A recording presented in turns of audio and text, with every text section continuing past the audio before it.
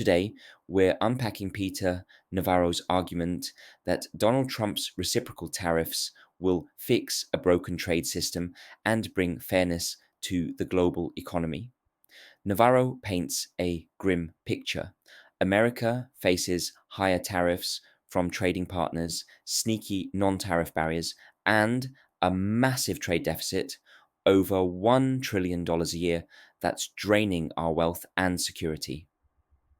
His solution is simple: match those tariffs, strike back, and level the playing field. It sounds like a bold rescue plan, but I'm here to argue it's more of a risky leap than a solid fix. Let's walk through 7 reasons why Navarro's tariff doctrine doesn't hold up and why it could backfire on the very people it claims to protect. First, tariffs don't just hit foreign countries, they hurt us at home. Navarro promises economic resilience, but look at Trump's 2018 tariffs on steel and aluminum. Prices for everyday goods like washing machines jumped 12%, and the National Bureau of Economic Research pegged the cost to US households at $419 a year. That's not prosperity, it's a hidden tax. Businesses relying on imported components from car makers to tech firms get squeezed too, raising costs that trickle down to consumers. With inflation already a concern, hiking tariffs could make it worse. Navarro's vision ignores this reality. The burden doesn't stay overseas. It lands right in American wallets, threatening jobs and growth in ways he doesn't account for. Second, Navarro's obsession with the trade deficit is overblown. He calls it a crisis, saying $20 trillion of US wealth has been transferred abroad since 1976, 60% of our GDP today. But economists like Jason Furman point out that trade deficits aren't the villain Navarro makes them out to be. They reflect a strong US economy with high demand and a robust dollar. That lost wealth, it often flows back as foreign investment. Think treasury bonds or real estate fueling our growth. Painting it as a national emergency oversimplifies global finance. The deficit's a symptom, not a disease, and tariffs won't cure it. They'll just make trade more expensive for everyone. Third, reciprocal tariffs don't guarantee fairness. They risk trade wars. Navarro says matching tariffs holds countries accountable. But look at what happened last time. China retaliated against Trump's earlier tariffs by targeting US soybeans, hammering our farmers. Today, with China vowing to fight to the end over new tariff threats, Financial Times, April 8th, 2025, and Japan scrambling for talks, we're staring at escalation, not resolution. Tit for tat tariffs shrink global trade, disrupt supply chains, and hurt US exporters. The opposite of Navarro's fairness goal. It's less a fix and more a fuse for bigger conflicts we can't afford. Fourth, Navarro's gripe about non-tariff barriers cuts both ways. He lists currency manipulation, subsidies, and IP theft as foreign weapons against us. But the US isn't innocent here. We dish out $20 billion in farm subsidies yearly and push Buy American rules that twist trade in our favor. If Navarro wants fairness, he can't ignore our own playbook. The real fix isn't tariffs.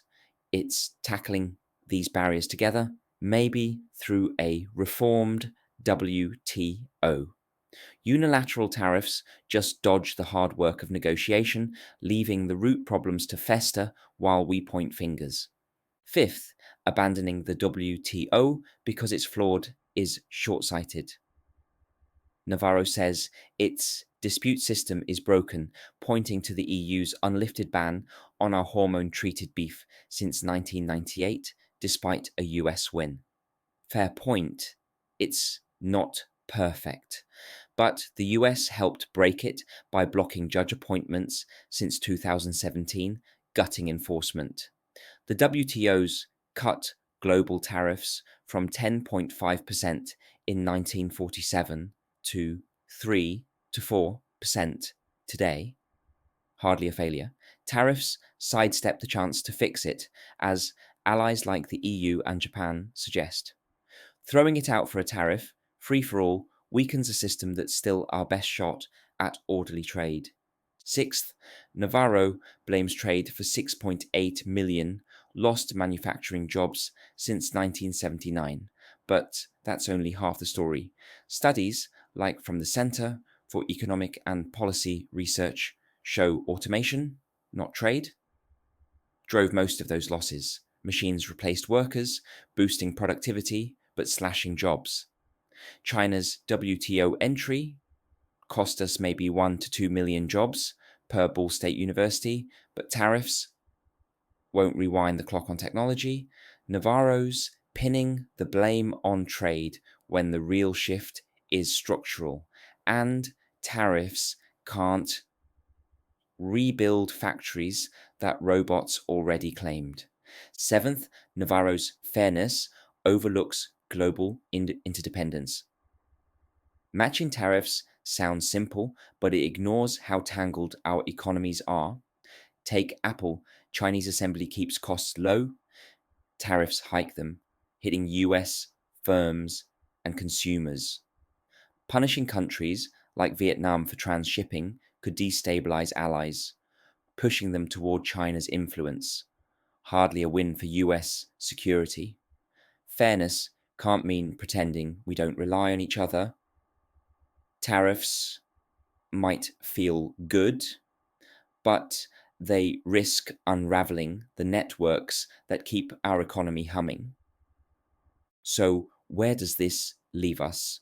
Navarro's tariff doctrine promises a quick fix to a complex problem, but it's a gamble with high stakes, higher costs, trade wars, and strained alliances, all while misdiagnosing what's driving our challenges.